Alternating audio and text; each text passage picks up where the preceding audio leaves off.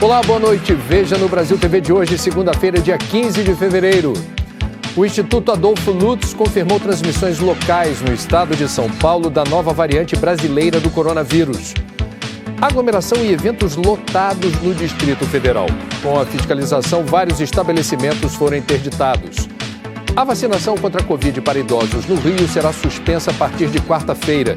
Não há mais doses suficientes. E ainda, pesquisadores do Instituto Federal do Sertão, em Petrolina, criam um tipo de cerveja com o sabor do Nordeste, desenvolvida com o mel silvestre da Caatinga. Agora, no Brasil TV.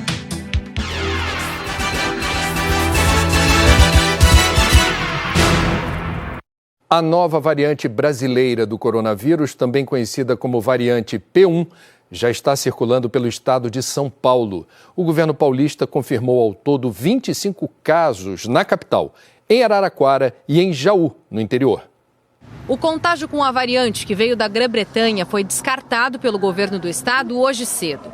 O secretário estadual da Saúde deu a notícia no Bom Dia São Paulo em primeira mão.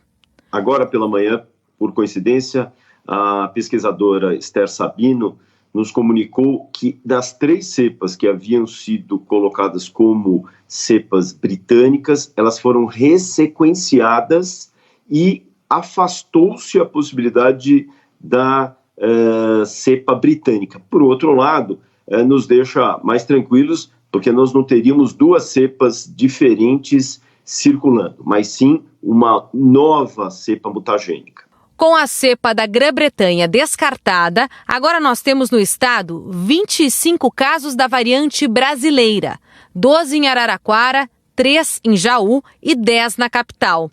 Desses 25 casos, 16 foram transmissão comunitária, os 12 de Araraquara, os 3 de Jaú e apenas 1 na capital. Este único caso aqui da cidade de São Paulo foi confirmado no sábado. A pessoa contaminada não teve contato com ninguém que veio do Amazonas e também não viajou, ou seja, foi infectada aqui mesmo na cidade. E essa é a condição que os especialistas chamam de autóctone, quando a contaminação ocorre na cidade em que o infectado mora. Na Globo News, o secretário estadual de saúde explicou como foi o trabalho de sequenciamento genético para descartar a possibilidade de a variante ser a britânica. Houve um aumento muito rápido do número de casos e casos que chamavam muito atenção por serem graves em jovens, com uma modificação clínica daquilo que nós víamos no passado. Então, dessa maneira, em conjunto com a Secretaria Municipal, nós enviamos essas amostras para o Instituto de Medicina Tropical e o Instituto Adolfo Lutz para análise. A pesquisadora Esther Sabino, do Instituto de Medicina Tropical da USP, diz que essa variante brasileira, primeiramente detectada em Manaus, é mais transmissível. É o que está mais claro, e na medida que você tem um número maior de pessoas se infectando, você acaba tendo um número maior de pessoas indo ao hospital. Ainda precisa estudar mais para saber se realmente ele é mais patogênico ou causa mais doença, isso ainda não está claro. Os pesquisadores que estão monitorando os casos com a variante reforçam a necessidade de continuar seguindo todos os protocolos de segurança. Os cuidados são os mesmos que nós vemos falando desde o início da pandemia. O fundamental nesse momento em que a gente ainda está começando com a vacinação é aumentar o distanciamento social, é a utilização de máscaras, a lavagem das mãos com água e sabão ou, quando não, com álcool gel. Com esses cuidados, a gente se protege tanto do vírus original quanto das formas variantes recentemente encontradas. E por conta dessa variante mais transmissível da Covid-19 na cidade de Araraquara, no interior de São Paulo, a prefeitura decretou lockdown. A medida já está valendo. Só pode sair de casa quem tem motivos e existem bloqueios em toda a cidade. Quem não conseguir justificar é orientado a voltar para casa. A partir de amanhã tem multa. Os serviços essenciais, como mercados e farmácias, agora só podem funcionar até às 7 da noite. Não tem carnaval no Rio, mas tem festa da Covid. Tá cheio de evento clandestino rolando. É tanta gente junta que até parece bloco de rua. E o pior, tem muita gente sem máscara. Tendas montadas ao longo de uma rua inteira na Cidade de Deus, na Zona Oeste. congestionamento de táxi depois de um baile no Parque União, no Complexo da Maré, na Zona Norte. Enquanto em outro ponto da mesma comunidade, mais uma festa ainda acontecia no início da manhã. Assim como em Costa Barros, num dos acessos ao Complexo da Pedreira, e também na Pavuna, perto do Morro do Chapadão. Todas com muita gente reunida debaixo das lonas. E isso porque já era fim de festa, entre 6 e 7 da manhã. Se por um lado, a fiscalização tem dificuldade de chegar em áreas dominadas pelo crime, em alguns casos até com barreiras físicas que bloqueiam a passagem da polícia, que alega necessidade de operações especiais para chegar nesses locais, por outro lado, em áreas nobres da cidade, as equipes de segurança pública chegam, orientam, interditam, multam e parece que nada surte efeito. A Rua Dias Ferreira, no Leblon, parecia um bloco de carnaval sem nenhum distanciamento. Guardas municipais pediam para as pessoas colocarem a máscara. E assim que davam as costas, a proteção era tirada de novo.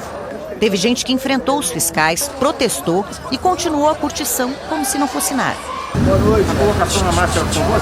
Máscara? Agora. Agora não tem como. A colocação, por favor, senhor, da máscara? Ah, não? Muito bem. Só na noite de domingo, uma pessoa foi presa por desacato e dezenas receberam multa de R$ 107 por estarem sem máscara. A reação, infelizmente, de parte dessa população que não liga para a pandemia, né, que infelizmente não tem empatia com a vida das outras pessoas, essa reação é de hostilidade, de desrespeito muitas vezes, mas a prefeitura vai se manter firme, né, no seu papel de fiscalizar, de orientar e também de infracionar. O pedido que a gente faz é que o nosso trabalho ele é pela saúde da população. Na Lapa, apesar do policiamento reforçado, alguns bares da Avenida Mendes Sá também ignoraram as regras, com clientes consumindo em mesas bem próximas umas das outras e em pé. Em Santa Teresa, a Polícia Militar interrompeu uma festa particular nessa casa de eventos e vários convidados foram embora de van. As equipes de fiscalização não dão conta nem de acabar com as aglomerações em pontos que já foram interditados, como essa festa na Ilha da Gigoia. Os convidados primeiro foram para o bar do lado e depois moradores filmaram o grupo voltando para o mesmo local, conhecido como Mansão do Japonês, e assim seguiu a noite. Em Jacarepaguá, outra festa sem licença foi interditada. Os responsáveis e participantes, a maioria menor de idade, foram para a delegacia. No Morro do Vidigal, a madrugada de domingo teve show com casa lotada. Na Gávea, um evento no Bosque Bar também foi fechado por aglomeração e os equipamentos de som apreendidos. A Polícia Militar do Rio diz que faz ações junto com outros órgãos para impedir os eventos não autorizados e explicou que tenta conversar com quem está nesses lugares e a maioria das aglomerações é dispersada sem registro de ocorrência. A PM não respondeu sobre os bailes nas comunidades. O Solar do Alto, em Santa Teresa, disse que a casa foi alugada para o carnaval e seria feita uma festa de aniversário e que o jurídico da empresa vai apurar o que aconteceu. Nós também procuramos a mansão do Japonês e o Bosque Bar, mas não tivemos resposta. No Distrito Federal também teve aglomeração neste fim de semana de carnaval. Nem a proibição das festas fez com que as pessoas evitassem o tumulto. E olha que está tendo fiscalização. Só na noite de sábado, o DF Legal interditou 19 estabelecimentos. Essa festa no Saam foi interditada ontem à noite. Foi uma das interrompidas pela operação conjunta entre PM, Bombeiros, Secretaria de Segurança, DF Legal, Vigilância Sanitária e o Ministério Público. Nós constatamos uma grande quantidade de pessoas aglomeradas, sem máscara, como se fosse um evento de carnaval praticamente. As máscaras, o álcool em gel, todas as medidas de sanitárias, a gente não verificou nenhuma. Também ontem, às 11 da manhã, a Polícia Militar acabou com essa festa clandestina no núcleo rural Boqueirão, no Paranoá. E no fim da noite, o DF Legal autuou o dono desse bar na Estrutural. Ele foi multado por causa da aglomeração. Só na noite de sábado, o DF Legal notificou e interditou 19 estabelecimentos. A nossa equipe flagrou algumas cenas de irresponsabilidade em bares do Sudoeste, de Águas Claras e Taguatinga. O GDF proibiu qualquer festa de carnaval. A multa é de no mínimo R$20 mil para quem descumprir o decreto. E a fiscalização também está de olho no que já devia ser rotina para todo mundo: o uso de máscaras e o distanciamento. Ainda teve muito motorista que dirigiu depois de beber. Durante o fim de semana, o Detran montou operações em 12 cidades. Só na madrugada de sábado para domingo, a PM multou 219 motoristas.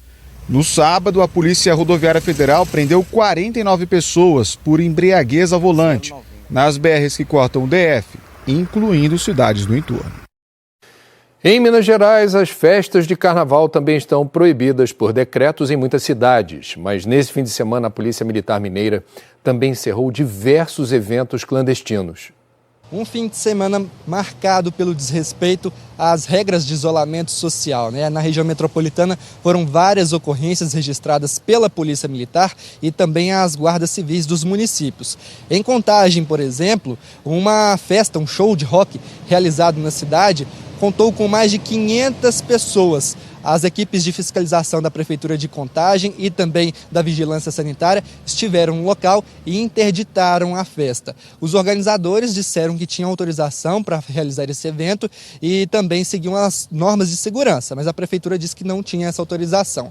Já no outro bairro ali de Contagem, uma festa num sítio, um baile funk com 80 pessoas, também foi encerrado pela Polícia Militar. Quando os policiais chegaram, muita gente acabou saindo correndo, pulando muros, mas um homem acabou preso com uma arma. Num lote ao lado, os policiais encontraram uma outra arma além de munição. E esses casos continuaram também em outras cidades aqui da região metropolitana, como em Betim. Um outro baile funk também foi encerrado pelos policiais lá no bairro Bandeirinhas. Olha só o que aconteceu. Era tanta gente que estava por lá, mais ou menos 100 pessoas estavam no local, só que a polícia precisou de um ônibus para levar mais de 60 pessoas para a delegacia. Também tiveram outros casos lá na cidade.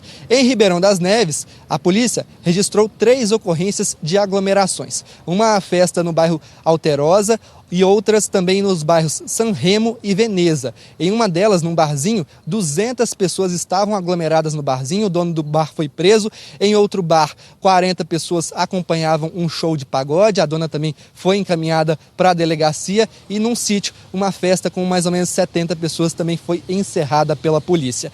Lá em Ribeirão das Neves, outras 4 pessoas também foram presas porque estavam comprando bebidas alcoólicas que seriam distribuídas em uma festa, e essas pessoas estavam usando também cartões clonados.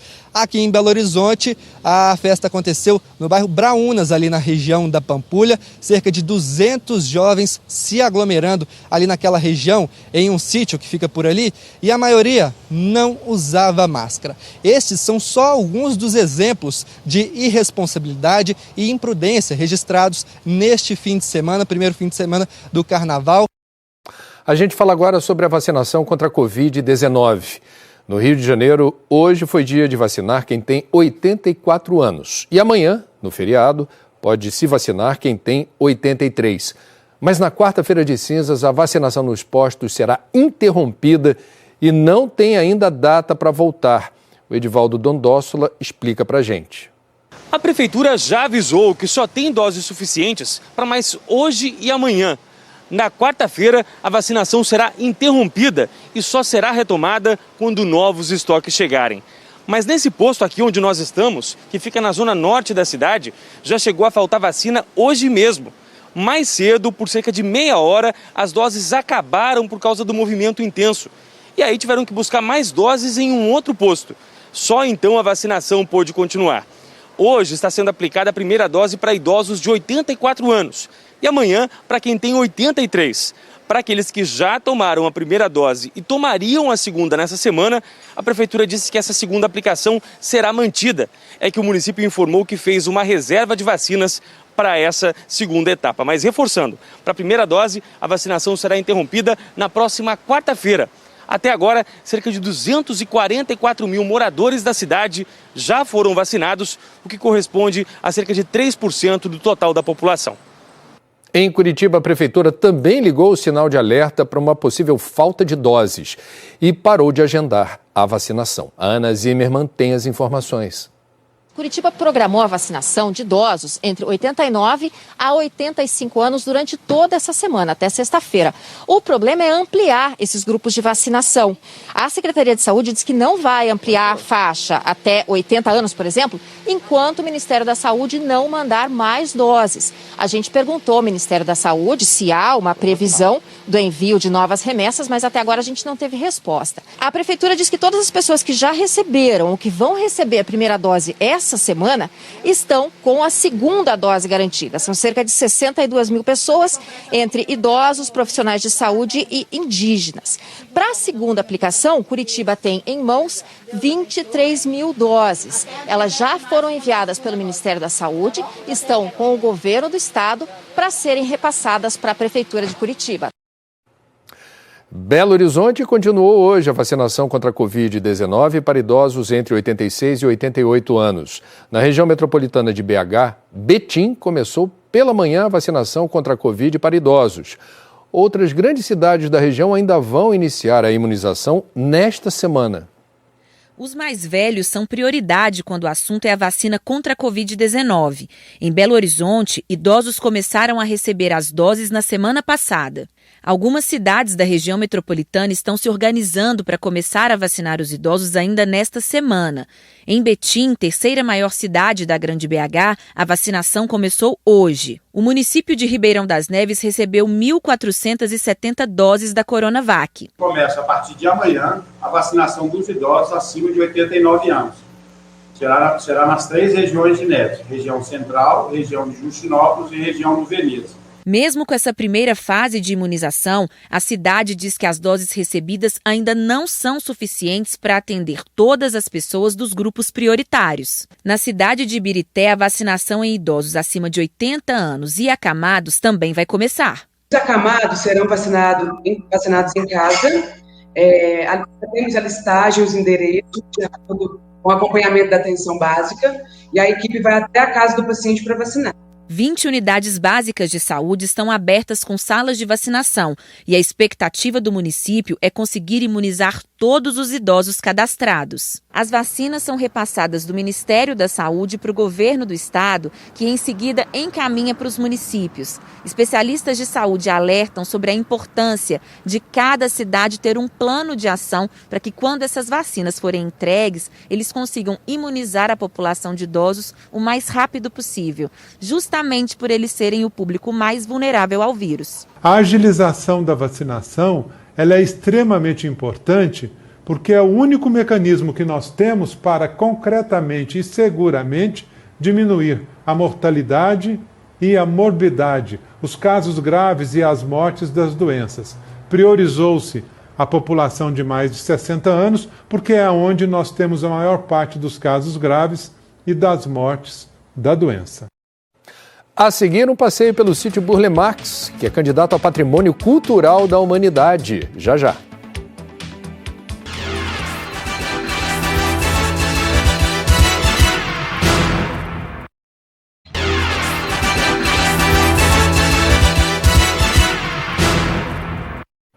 Brasil TV de volta e a gente fala agora desse carnaval diferente em todo o país.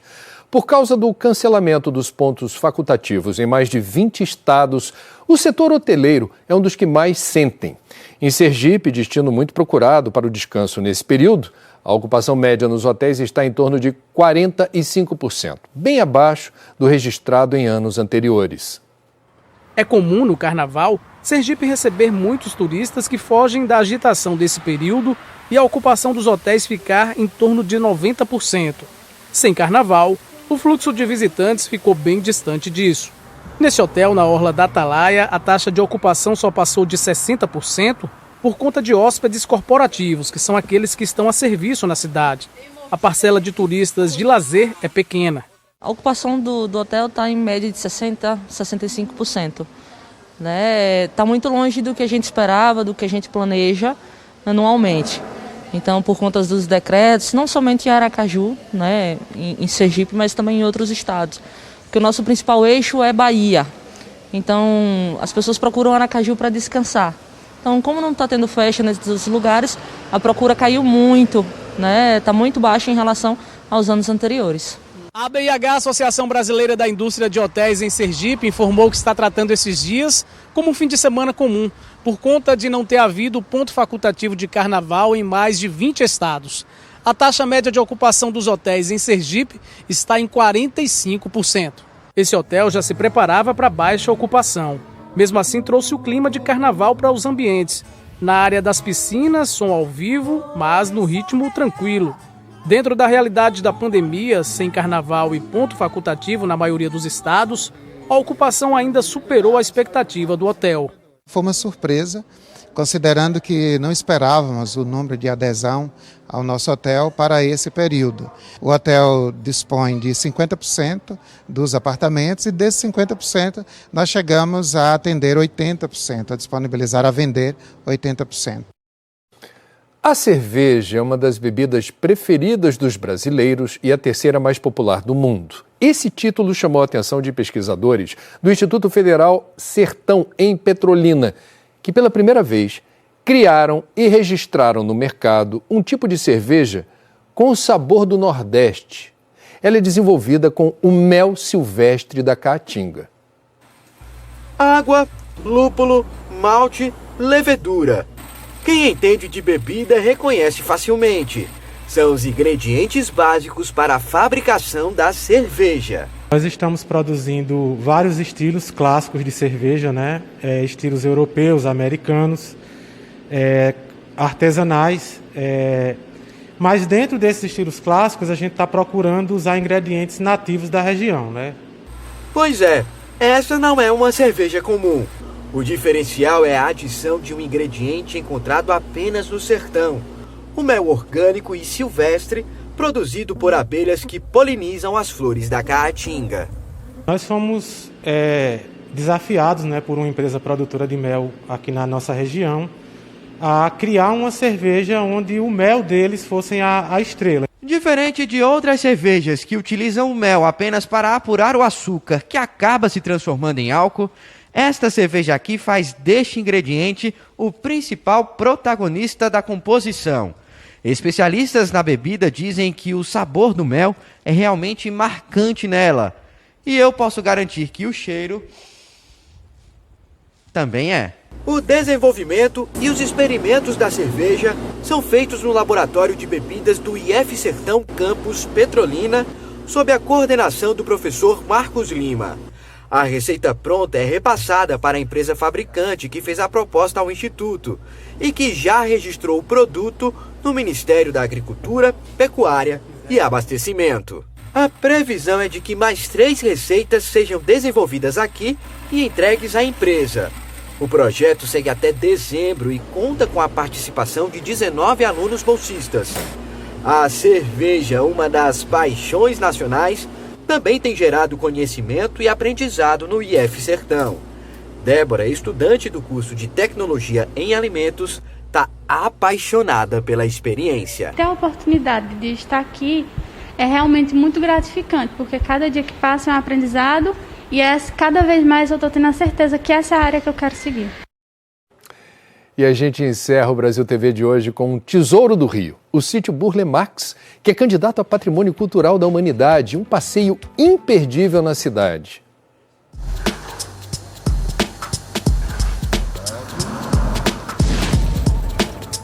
Um tesouro da natureza aberto para quem quiser respirar, se reenergizar e conhecer a vida e a obra de Roberto Burle Marx. Artista plástico, pintor, escultor, cenógrafo e um dos paisagistas mais importantes do século XX. Eu queria muito conhecer a obra do Burle Marx, né? Ver a forma como ele vê a natureza, como ele trata isso, as plantas, a fauna. E ele foi responsável por muitas espécies, por trazer para cá muitas espécies que eu tenho hoje graças a ele.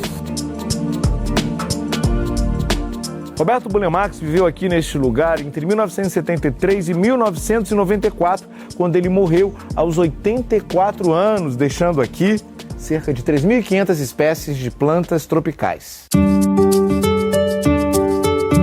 A partir de 1999, o sítio foi aberto para visitação.